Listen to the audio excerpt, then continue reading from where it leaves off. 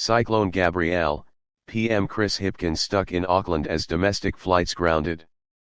Prime Minister Chris Hipkins is stuck in Auckland while Air New Zealand's domestic flights are grounded, meaning cabinet will be held online today. We'll make some contingency plans for that this afternoon or this evening, just depending on how things unfold today, Hipkins told Morning Report from the Auckland Emergency Management Centre. Auckland, Northland, Gisborne, and Coromandel are under red weather warnings due to Cyclone Gabrielle, which made landfall in Aotearoa on Sunday. The rest of the North Island and the top of the South Island are under an orange warning.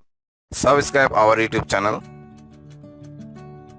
and click our bell icon for new videos.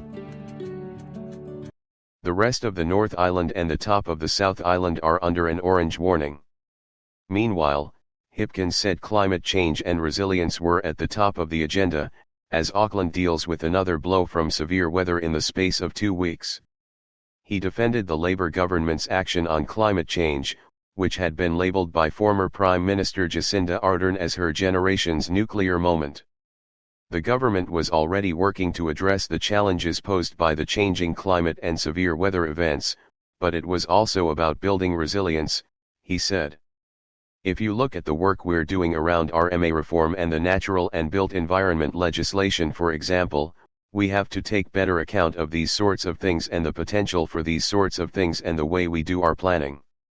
One of the things the natural and built environment legislation is going to do is actually make it more difficult to approve houses in areas where we know natural hazards are a potential significant risk. Asked why houses were still being allowed to be built in places like in Mangere, which has been hard hit by the recent Auckland floods including Kaingaora housing, Hipkins said he could not go back and justify every decision that had been made in the past. Those are decisions that are being made by local authorities.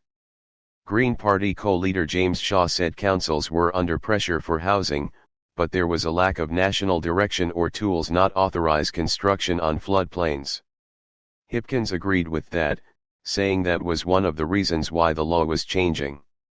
It will mean the law places much greater emphasis on existing natural hazards, and that will include things like flooding. We are seeing in developments now, a change in approach, so more open streams rather than culverts. I'm not saying there hasn't been change, but there certainly will be more change. Asked if recent consents to build in floodplains should be revoked, Hipkins said the country was still in a response phase rather than recovery. We've got to just make sure we're getting people through what is likely to be a pretty difficult 48 hours or so.